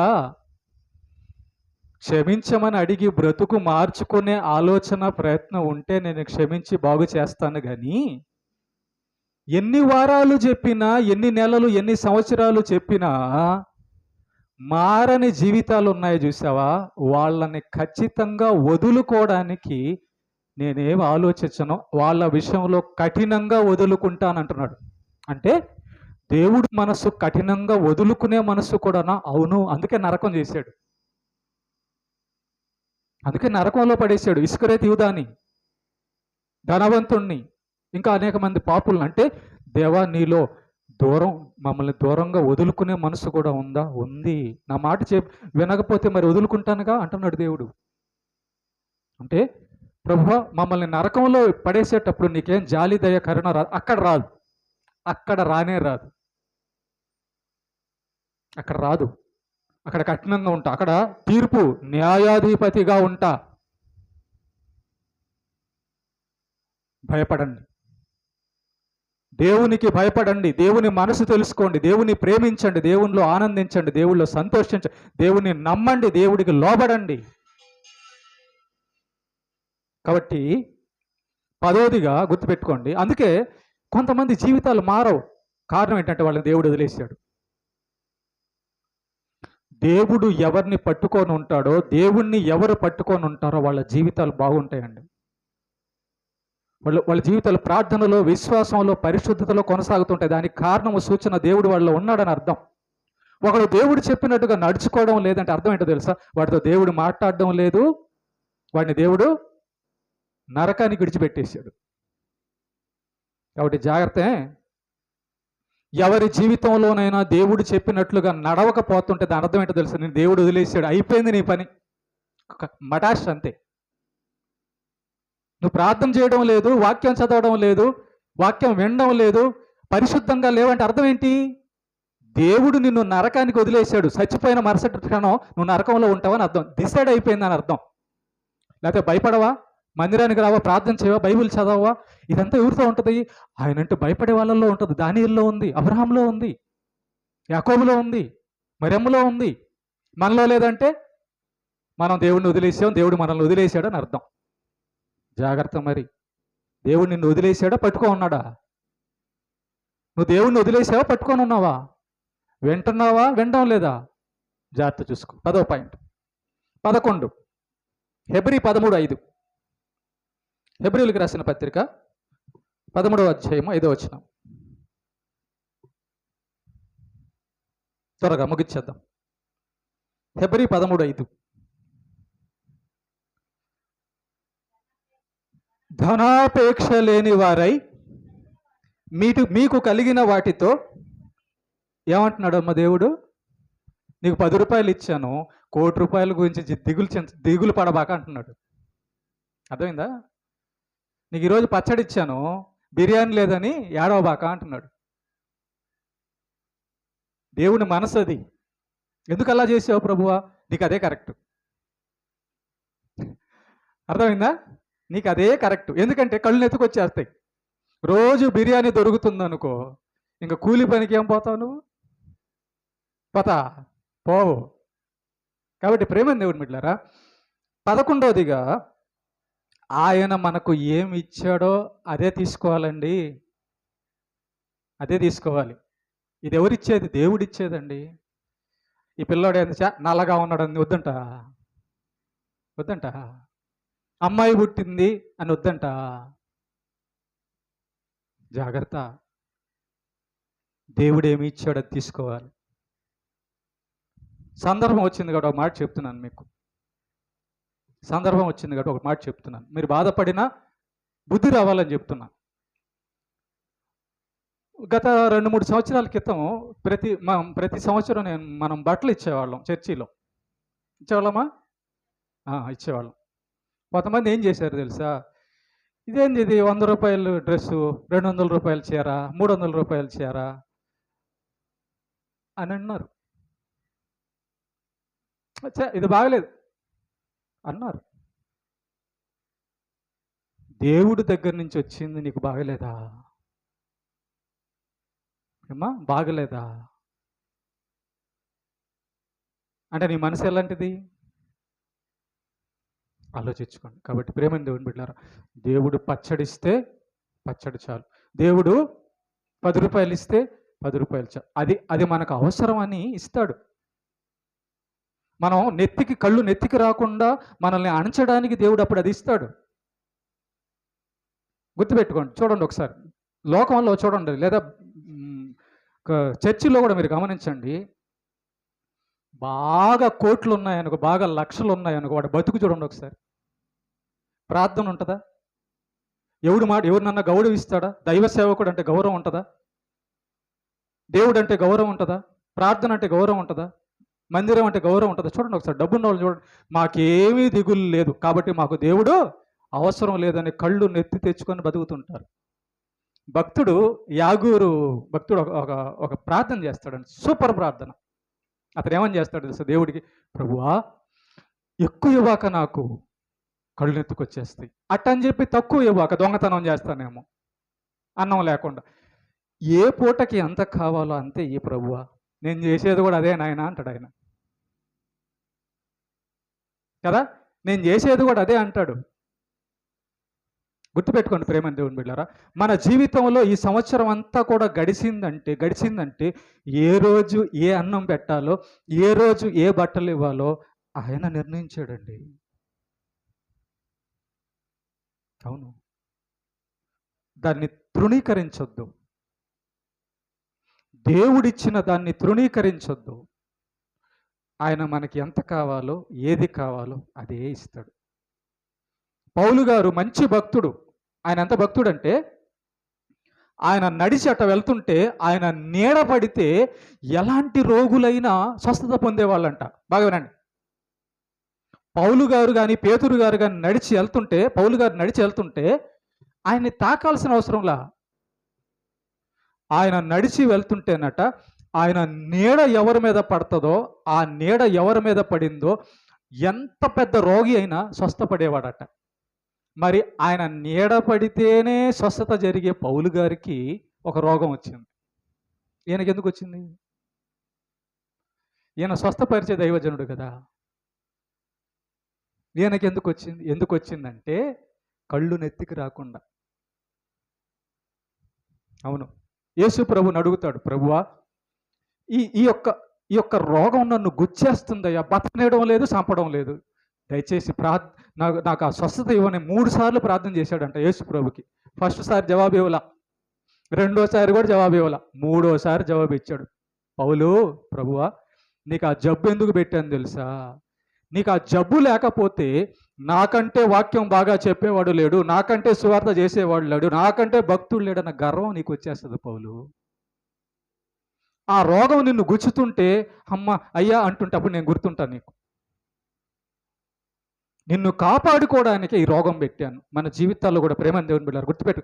ఇలాంటి సత్యము బయట చాలా తక్కువ కనబడుతుందండి, చాలా తక్కువ కనబడుతుంది, గుర్తుపెట్టుకోండి.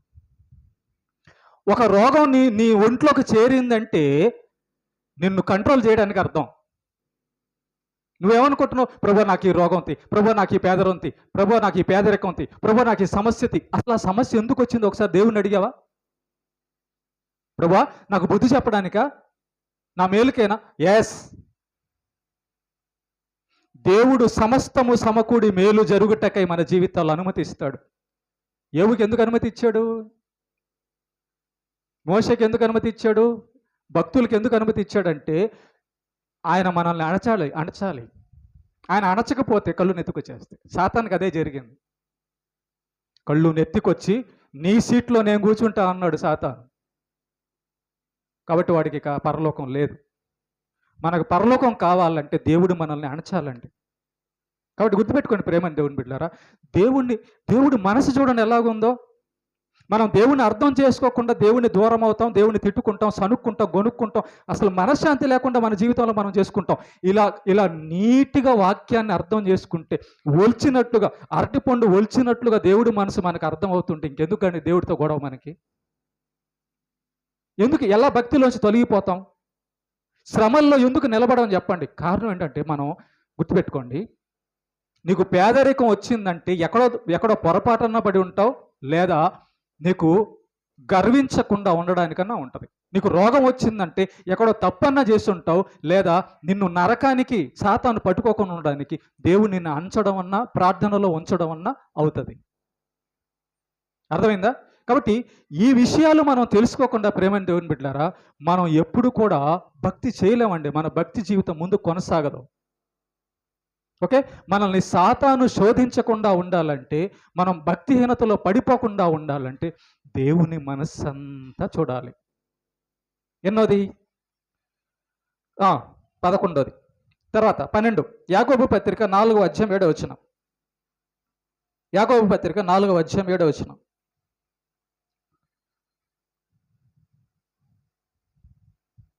యాకోబు పత్రిక 4వ అధ్యాయం 7వ వచనం. ఇప్పుడు మీకు ఆన్సర్ వచ్చి ఉంటుంది, నాకు తెలిసి ఆన్సర్ వచ్చి ఉంటుంది. 2 కారణాలు. ఒకటి, మనల్ని అణచడానికో, మనం నరకానికి పడిపోకుండా ఉండడానికో, మేలు కోసమే. అది ఆర్థిక ఇబ్బంది అయినా, అనారోగ్యమైనా, ఏదైనా కూడా జవాబు అదే, మన మేలు కొరకే. కాబట్టి దాన్ని అధిగమించడానికి, ఆ సమస్య తొలగిపోవడానికి దేవుడు చెప్పినట్టుగా నడవడమే, మన మనసును సిద్ధం చేసుకోవడమే, దేవుడి మనసును సిద్ధం చేసుకోవడమే మార్గం. తర్వాత చదవమ్మా, యాకోబు 4:7. కాబట్టి ఎవరికమ్మా? దేవునికి లోబడాలంట. అసలు లోబడ్డం మనిషి చేయడండి, చాలా తక్కువగా చేస్తారు. 12వ పాయింట్, దేవునికి లోబడాలంటే కూర్చోమంటే కూర్చోవడం, లేవమంటే లేవడం, అది లోబడ్డం అంటే.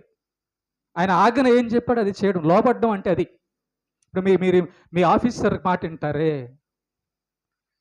నీ భర్త నీ భార్య మాట వింటారే, పిల్లల మాట, అదన్నమాట లోబడ్డం. అని ఏం చెప్తే అది చేసేయాలంతే లోబడ్డం అంటే అది. దేవునికి లోబడాలి. ఎవరిని ఎదిరించాలమ్మా? అపవాదిని ఎదిరించాలంట. ఎదిరిస్తున్నారా? షేక్ హ్యాండ్ తీసుకొని చట్టా బట్టలు వేసుకొని పోతున్నారా వాడితో? చెప్పండి. దేవుడికి సాతాను నచ్చడంట. సాతానుతో కలవడం ఇష్టం ఉండదంట. సాతానుతో పాటు తిరిగే వాళ్ళతో వాళ్ళ అలవాట్లు నేర్చుకోవడం, వాళ్ళ ఆచారాలు చేయడము దేవుడికి ఇష్టం లేదంట. కాబట్టి అపవాదిని ఎదురించుడి అన్నాడు. ఆయన మనసు ఏంటంట, సాతానుతో మనం కలిస్తే ఆయనకి ఇష్టం ఉండదంట. సాతాన్ని ఎదిరించమంటున్నాడు, అపవాదిని ఎదిరించమంటున్నాడు. చూసారా?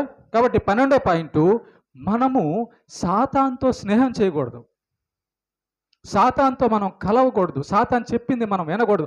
అందుకే చూడండి, ఇక్కడ ఒక మాట మీకు చెప్తాను. సాతానుతో హవ్వ ఆదాము కలిశారా లేదా? ఏం చేశాడు దేవుడు? ఏదెన్ తోటలోంచి బయటికి ఏంటేశాడు? కోపం వచ్చింది దేవుడికి. ఆజ్ఞను అతిక్రమించారు కాబట్టి ఏదెన్ తోటలో నుంచి బయటికి చేశాడు. ఆయన అధికారం, ఆయన ఇష్టం. కారణం ఏంటి? సాతానుతో కలిశారు. 12వ పాయింట్. 13 ప్రకటన గ్రంథం 14వ అధ్యాయం 7వ వచనం. ప్రకటన గ్రంథము 14వ అధ్యాయం 7వ వచనం చదవండి.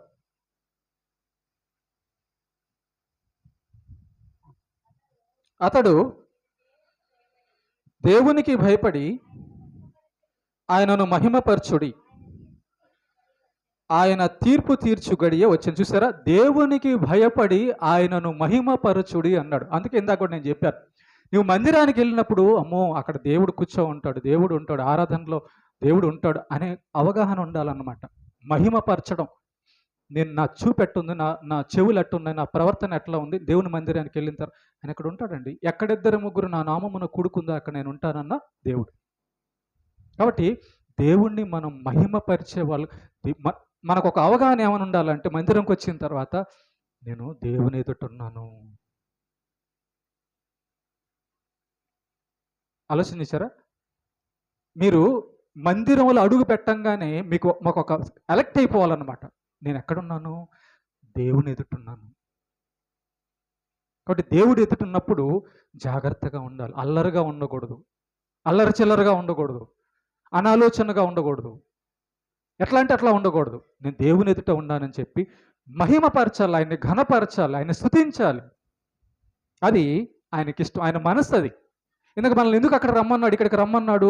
మనం ఆయన్ని స్తుతించాలట, ఆయన్ని మనం ఆరాధించాలట, ఆయన మనకు ప్రార్థన చేయాలట, మనం ఆయన వాక్యం వినాలట, ఆయన వాక్యం చదవాలట, ఆయన చెప్పింది మనం నేర్చుకోవాలంట. ఇక్కడ మందిరంలో ఆయన చెప్పింది మనం విని నేర్చుకోవడానికి దేవుడు మనల్ని రమ్మంటున్నాడు ఏమా. కాబట్టి 13వ పాయింట్, ఆయనను మనము మహిమపరచాలి, ఆరాధించాలి, ప్రార్థించాలి ఆయనకు. అందుకు అది ఆయనకి ఇష్టం, ఆయన మనసు. అందుకే చూడండి ఒకసారి, నీకు ప్రతి ఆదివారం దేవుడు ఆరాధించమని చెప్తుంటే ఒక వారం నువ్వు రాలేదనుకో, ఆయన కోపం వస్తుంది కదా. నేను అందుకే చెప్తుంటా. మీరు అనుకుంటున్నారేమో, పాస్టర్ గారు ఏంది టయానికి రమ్మంటారు, పాస్టర్ గారు ఏంది వారం వారం. దేవునికి కోపం వచ్చి శాపగ్రస్తులు అవుతారు దేవుడి మాట వినకపోతే. మీరు నా కోసం వద్దు, నా కోసం కాదు చర్చి, దేవుడి కోసం. పాస్టర్ గారి కోసం రాబాకండి, దేవుని కోసం రండి. కాబట్టి ప్రేమని దేవుని బిడ్డలారా, ఆయనను ఆదివారం ఆరాధించకపోతే నచ్చదు ఆయనకి. నువ్వు ఎన్ని తగాదాలు వేసుకో, నీ భర్తతో, నీ భార్యతో, లేకపోతే ఏమన్నా ఉండు, అది వేరే విషయం. కానీ ఆయనను ఆరాధించడానికి నువ్వు రావాల్సిందంతే. సమాధానపడిరా, సమాధానపడి వచ్చేయాల్సింది. ఎన్నోది? 13వది. అందుకే నేను చెప్తున్నా, హెబ్రీ పత్రికలో కూడా ఉంటుంది ఆ మాట. సమాజముగా కూడుట మానొద్దు అంటున్నాడు దేవుడు. మానొద్దు, నువ్వు మందిరానికి మానొద్దు, మానితే నాకు నచ్చదు. దేవుడు అంటున్నాడు ఆ మాట. నువ్వు మందిరానికి మానితే నాకు నచ్చదు, నాకు నచ్చకపోతే కోపం వస్తుంది, నాకు కోపం వస్తే దెబ్బతింటావు. కాబట్టి కష్టమైన ఒకరోజు ద్వారక చెప్పాను కూడా మీకు, తల తిరిగి పడిపోతున్నా కూడా వచ్చిందన్న అక్కడికి మందిరానికి బుధవారం రోజు. దేవుడు నన్ను పంపించాడు, ఆమె గురించే పంపించాడు, వెళ్ళి ద్వారకను తీసుకురాపని చెప్పి. ఇక్కడ నాకు ప్రేరేపిస్తున్నాడు దేవుడు. వెళ్ళిపోయా, అక్కడ దాకా వచ్చేసింది. అప్పటికి పడిపోతుంది. వెళ్ళి పట్టుకొని తీసుకొని వచ్చా. దేవుడు ఎంత గొప్పడు తెలుసు. ఆయన మందిరం అంటే ఇష్టపడే వాళ్ళని ప్రేమిస్తాడు ఆయన. తర్వాత 14వ పాయింట్, ఇంక 2 పాయింట్లు ఉన్నాయి, ముగిద్దాం. 14వ పాయింట్, అపోస్తల కార్యము 17వ అధ్యాయము 30వ వచనం. అపొస్తలుల కార్యము 17వ అధ్యాయం 30వ వచనం. ఆయన మనస్సును మనం తెలుసుకుంటున్నాం. దేవుని యొక్క మనసులో ఇలాంటి సంగతులు ఉన్నాయా? ఆయన ఇలా ఆలోచిస్తున్నాడా? ఆయన ఇష్టాలన్నీ ఇవా? అవునండి. 17:30 అపొస్తలుల కార్యము.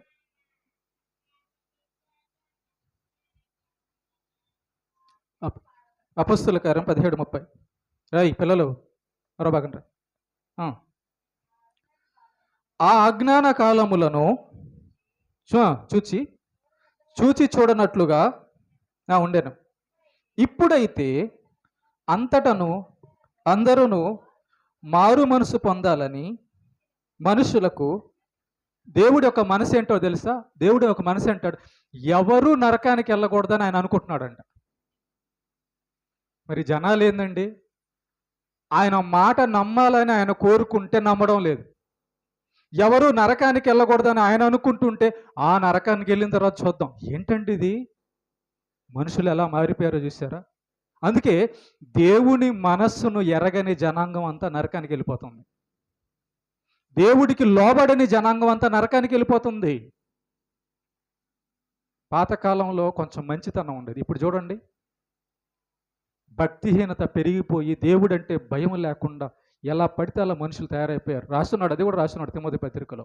కాబట్టి దేవుడికంట ఎవ్వరూ నరకానికి వెళ్ళడం అసలు ఇష్టం లేదంట. అందరూ మారు మనసు పొందాలట, అందరూ మంచిగా బతకాలంట, అందరూ పరలోకానికి రావాలని ఆయన ఆలోచన. అందుకే వాక్యాన్ని ఇచ్చాడు ఆయన. ఈ పరిశుద్ధ గ్రంథాన్ని ఎందుకు ఇచ్చాడు ఆయన? ఇదిగో ఆయన చెప్పే మనసులో ఉన్న సంగతులన్నీ దీంట్లో మనం తెలుసుకొని మనం పరలోకానికి వెళ్ళాలండి, మనశ్శాంతి పొందాలని, ముక్తి మార్గం పొందాలని దేవుడు మనల్ని పరలోకానికి పిలుస్తున్నాడు. ఎంత మంచి దేవుడు చెప్పండి. అసలు ఈ విషయాలను ఎందుకు చెప్తాడు? ఆయన మనల్ని ప్రేమిస్తున్నాడు కాబట్టి చెప్తున్నాడు. ఎన్నో పాయింట్ 13 తర్వాత 15వ పాయింట్ మార్కు సువార్త 16:15. మార్కు సువార్త 16:15. మార్కు సువార్త 16:15. సర్వలోకమునకు వెళ్ళి సర్వ సృష్టికి సువార్తను ప్రకటించండి అంటున్నాడు. ఆయన మనసులో కోరిక ఏంటో తెలుసా? ఎవరైతే ఆయన నమ్మారో, ఎవరైతే పరలోకం ఉంది నరకం ఉందని తెలుసుకున్నారో వాళ్ళందరితో దేవుడు చెప్తున్న మాట ఏంటో తెలుసా? బిడ్లారా, ఆ బయట జనాలు చాలామంది నన్ను నమ్మడం లేదు, నా గురించి తెలుసుకోవడం లేదు. మరి వాళ్ళకి ఎవరు చెప్తారు? మీరే కదా వెళ్ళి చెప్పాలా. వెళ్ళి సర్వలోకానికి సర్వ సృష్టికి సువార్త చేయమంటే అలా విన్నదే మనం దేవుని యొక్క సువార్త. తోమా గారు ఈ యొక్క ఇండియాకి వచ్చారు. భక్తులు శిష్యులు ఎంతోమంది వెళ్ళారు. వాళ్ళ కుటుంబాలు వాళ్ళ జీవితాలన్నీ కూడా ప్రాణత్యాగం చేశారండి సువార్త కోసం. ఒక మాట చెప్తాను, మీరు చూస్తున్నారు లేదు మరి. ప్రవీణ్ పగడాల పాస్టర్ గారు చనిపోయారు, మీకు తెలుసు. మొన్నే ప్రకాష్ గంటల చనిపోయారు, మీకు తెలుసు. నిన్నేం జరిగిందో తెలుసా? నిన్న లేకపోతే మొన్న అనుకుంటా, అమెరికాలో ఒక పాస్టర్ని చంపేశారు. అమెరికాలో బుల్లెట్తో అక్కడ అతను మీటింగ్ జరుగుతూ ఉంటే కూర్చొని అది చెప్తా ఉంటే మాట్లాడుతుంటే బుల్లెట్తో కొడితే గొంతులో దిగిపోయింది, చచ్చిపోయాడు. ఏంది ఇదంతా అంటే అర్థం ఏంటో తెలుసా? మీరు అనిపిస్తుంది మంచి మంచి పాస్టర్లను దేవుడు తీసుకెళ్ళిపోతున్నాడు. అవును, ఎందుకు తీసుకెళ్ళిపోతున్నాడు అంటే ఇక్కడ పని లేదు. ఇక్కడ చర్చి ఖాళీగా ఉందనుకో, నాకు పనే ఉంది.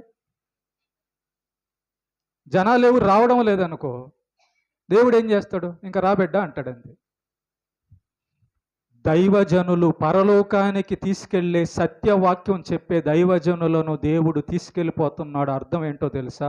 మారేవాళ్ళు లేరు అక్కడ. ఇంకా మీరు వేరేగా అనుకోబాకండి. జనాంగం మారు మనసు లేదు అంటే నరకానికి రెడీ అయిపోయారు. డిసైడ్ చేసుకున్నారు, వాళ్ళు డిసైడ్ చేసుకున్నారు, మాకు పరలోకం వద్దు, యేసు ప్రభు వద్దు, ఏం కావాలి? నరకం కావాలి. అవునా? మరి మీరు నరకానికి వెళ్తానంటే ఇక పాస్టర్ ఎందుకు మీకు? ఆయన పాపం ఎందుకు కష్టపడ్డం? రోగాలు, బాధలు, అప్పులు, రకరకాల సమస్యలన్నీ పాపం అనుకుంటాయి పాస్టర్ గారికి. అవన్నీ వెనకాల నెట్టేసి మీ ముందు హాయిగా నవ్వుతూ ఉంటాడు. మీరు అనుకుంటున్నారా మా జీవితాల్లో ఏం లేవని? మా జీవితాల్లో ఎన్నో గుణపాలు, ఎన్నో ఈటలు, ఎన్నో బలెపు పోట్లు ఉంటాయండి మా జీవితాల్లో. కానీ ప్రభువునందు ఆనందిస్తున్నాం. ఆయన నిరీక్షణలో ఆనందిస్తున్నాం. ఆయన మాటను బట్టి ఆనందిస్తున్నాం. ఆయన మాటను బట్టి ఆనందిస్తున్నాం కాబట్టి అవన్నీ పక్కకి వెళ్ళిపోతాయి అంతే. మమ్మల్ని ఏం చేయవయి. ఉంటాయి, గుచ్చుతుంటాయి, అన్నీ చేస్తుంటాయి. కానీ దేవుని యొక్క మాటను మాలో పరిశుద్ధాత్ముడు ఉంటాడు కాబట్టి, దేవుని మాట ఆనందిస్తుంటాం కాబట్టి అవి మమ్మల్ని ఏమీ చేయలేవు. అవి లేకపోతే మేము కూడా మాట విన్నాం పౌలులాగా. మాకు ఉండాలి. కాబట్టి ఇక్కడ పాస్టర్ అని విశ్వాసి అని తేడా ఏం లేదండి. పాస్టర్కి రోగాలు వస్తాయి, విశ్వాసకి రోగాలు వస్తాయి. పాస్టర్కి ఆర్థిక సమస్యలు ఉంటాయి, విశ్వాసకు కూడా ఆర్థిక సమస్యలు ఉంటాయి. కాబట్టి మనం చేయాల్సింది ఏంటంటే దేవుడి లక్షణాలు మనసు తెలుసుకొని నడుచుకోవడం. చివరి పాయింట్, లాస్ట్ పాయింట్ ఏంటి? లాస్ట్ కాదు, 16వ. 1 పేతురు 1:14 చదవండి. 16వ పాయింట్ 17తో ముగిస్తుంది. 16వ పాయింట్ చదవ. 1 పేతురు 1:14. పేతురు రాసిన 1 పత్రిక. నేను పరిశుద్ధుడనై ఉన్న ప్రకారము మీరులో ఈ మాట తీసుకున్న ఎప్పుడన్నా గమనించారా? అరే దేవుడు పరిశుద్ధుడంట, మరి దేవుడి యొక్క మనసులో ఉన్న కోరిక ఏందంట? నేను ఎలాగైతే పరిశుద్ధంగా ఉన్నానో మీరు కూడా అలాగే పరిశుద్ధంగా ఉండాలన్నది నా కోరిక అంటున్నాడు దేవుడు. నా మనసులో ఉన్న కోరిక అది అంటున్నాడు. మరి నేను పరలోకంలో పరిశుద్ధంగా ఉన్నాను, మరి పరలోకం రావాలంటే మీరు కూడా పరిశుద్ధులు అవ్వాలి కదా. ఈ ప్రయత్నాలు ఎప్పుడన్నా చేశారా? చూసారా ప్రేమైన దేవుని బిడ్డలారా? దేవుడి మనస్సులో ఉన్న సంగతులు ఇవ్వండి. లాస్ట్ పాయింట్, ఫిలిప్పీలకు రాసిన పత్రిక 3వ అధ్యాయం 14వ వచనం. ఫిలిప్పీ 3:14, 17వ పాయింట్ లాస్ట్గా. ఫిలిప్పీయులకు రాసిన పత్రిక 3వ అధ్యాయం 14వ వచనం.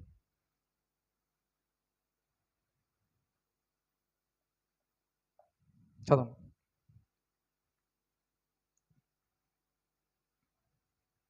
3:14, 3వ అధ్యాయం 14వ వచనం. క్రీస్తు యేసునందు దేవుని ఉన్నతమైన పిలుపునకు కలుగు బహుమానము పొందవలెనని గురి వద్దకే దేవుడు మనల్ని పిలిచాడండి. మీరు ఏం చూశారో, ఏం గమనించారో ఒకసారి ఆలోచన చేయండి. డబ్బు కంటే ఇంకా విలువైన ఏం లేవా? తిండి కంటే ఇంక విలువైంది ఏంది లేదా? మనిషి కంటే ఇంక విలువైనది ఏం లేవా? ఇక్కడ దేవుడు ఏమంటున్నాడంటే, మిమ్మల్ని నేను ఎందుకు పిలిచానంటే పరలోకంలో గొప్ప బహుమానాలు మీకోసం తీసిపెట్టా, వాటిని గమనించండి, వాటిని తెలుసుకోండి అంటున్నాడు. మనమేమో ఈ భూలోకంలో ఆ అన్నం దొరకలేదని, బట్టలు దొరకలేదని మనం బాధపడుతున్నాం. దేవుడంట మన కోసం ఆయన చెప్పినట్లుగా బతికే వాళ్ళను, ఆయనను ప్రేమించే వాళ్ళనంట గొప్ప గొప్ప బహుమానాలు తీసిపెట్టున్నాడంట పరలోకంలో. మరి ఆ బహుమానాన్ని పొందడానికి నేను పరిగెత్తుతున్నాను, నేను ప్రయాసపడుతున్నాను అంటున్నాడు పౌలు గారు. చివరి పాయింట్ 17దిగా ఏంటంటే, మన కోసం దేవుడు బహుమానం తీసిపెట్టున్నాడు. నా బిడ్డలు వస్తే నేను వాళ్ళకి అది ఇస్తా. ఆయన మనసు చూడండి, బహుమానాలు తీసిపెట్టున్నాడంట మన కోసం. ఆ బహుమానాన్ని పొందవా? దేవుడిచ్చే ఆ పరలోకం, ఆ నిత్యజీవం, ఆ మహిమదేహము, ఆ సంతోషం, ఆ కిరీటము, ఆ ఘనత. నా బిడ్డ నా కోసం ఏం బతికిందో, ఏం చెప్పిందో, ఎంత కష్టాలు పడిందో, అయినా నన్ను వదల్లా అని ఏబులాగా నీ గురించి చెప్పొద్దా? మోషేలాగా, దానియేలులాగా నీ గురించి చెప్పొద్దా? చెప్పాలంటే నువ్వు చేసి ఉండాలిగా, బతికుండాలి కదా. వీటికి అక్కడ కిరీటాలు, వీటికి అక్కడ బహుమానాలు. ఒక మాట చెప్పి నేను ముగిచ్చేస్తున్నా, గుర్తుపెట్టుకోండి. ధనవంతుల్లాగా డబ్బుండి, ఆరోగ్యం ఉండి, బంధువులుండి, ఉద్యోగాలుండి, ఇల్లుండి సచ్చి నరకానికి వెళ్ళిపోయిన తర్వాత ఏమీ లేదు వాడికి. నువ్వు అదే నా కోరుకునేది. కానీ లాజర్కి భూలోకంలో ఏమీ లేదు, ఆరోగ్యం లేదు, బంధువులు లేరు, ఉద్యోగం లేదు, అన్నం లేదు, ఏమీ లేదు. పరలోకం దొరికింది. అక్కడ ఇంకా బాధలు, రోగాలు, కష్టాలు. మంచి బహుమానం, అసలు ఎలాంటి గొప్ప బహుమానం అంటే అబ్రహాము రొమ్మున వెళ్ళి అనుకున్నాడంట. దేవుడు భలా నమ్మకమైన మంచి దాసుడా, నన్ను విడవలేదు భూలోక జీవితంలో. ఎన్ని కష్టాలు వచ్చినా, రోగాలు వచ్చినా, బాధలు వచ్చినా, పేదరికం వచ్చినా, ఒంటరి అయినా నన్ను విడవలేదు. బిడ్డా, నువ్వురా నా బిడ్డవి, నువ్వు నా కుమారుడు, నువ్వు నా కుమార్తె అంటాడు ఆయన. కాబట్టి ముగిస్తున్నాను నేను. దేవుని యొక్క మనస్సు తెలుసుకుంటేనే మనం భక్తి చేయగలం. దేవుడు మనతో మాట్లాడుతుండాలండి. దేవుడు మనల్ని ఆదరించాలండి, లేకపోతే పడిపోతాం. ఆ చెట్టు కింద వేర్లు ఉన్నాయి కాబట్టి కదా నిల్చో ఉంది. గాలివాన, పెద్ద గాలివాన వచ్చినా ఆ చెట్టు ఎందుకు నిల్చో ఉందో తెలుసా? కింద వేర్లు ఉన్నాయి. నువ్వు పునాది క్రీస్తు మాట మీద నువ్వు నిలబడకపోతే, క్రీస్తు మీద నువ్వు విశ్వాసం ఉంచకపోతే, ఇదిగో ఈ రకరకాల సమస్యలన్నీ పడగొట్టేస్తాయి నేను. కాబట్టి మిగతా అంతా పక్కన పెట్టి ప్రభువునందు ఆనందించు. నా కోసం ప్రభు సిలువైబడ్డాడు, నా కోసం తన ప్రాణం పెట్టాడు, రక్తం కార్చిన ప్రభు నా కోసం పరలోకంలో బహుమానం ఉంది.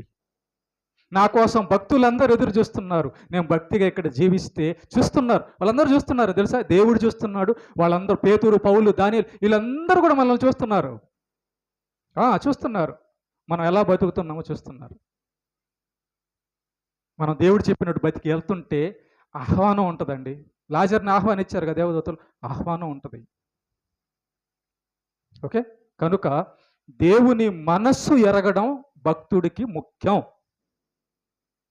నువ్వు దేవుని మనస్సు దేవుణ్ణి ఎరగకుండా నీ జీవితంలో మనశ్శాంతి, భక్తి అనేది కొనసాగదు. దేవుడి మనసు తెలుసుకున్నావా, పౌల్లాగా అంటావు, బ్రతికితే క్రీస్తు, లేకపోతే చావు అయితే లాభం పో అంటాడు అంతే. యెహోవా ఇచ్చను, యెహోవా తీసుకొని పోయాను, నాకు ఆయన చాలు. ఈ మాట దేవుని మనస్సును ఎరిగిన వాడి నోట నుంచి వచ్చే మాటలే బైబిల్లో ఉన్నాయి. కాబట్టి బైబిల్లో ఉన్న దేవుని మనస్సును ప్రతిరోజు పరిశీలించండి. ఆయనతో ఫ్రెండ్షిప్ చేద్దాం, ఆయనతో కలిసి నడుద్దాం. ఆయన ఉంటే చాలు, ఆయన ఒక్కడుంటే చాలు. ఓకే, దేవునికి మహిమ కలుగునుగాక.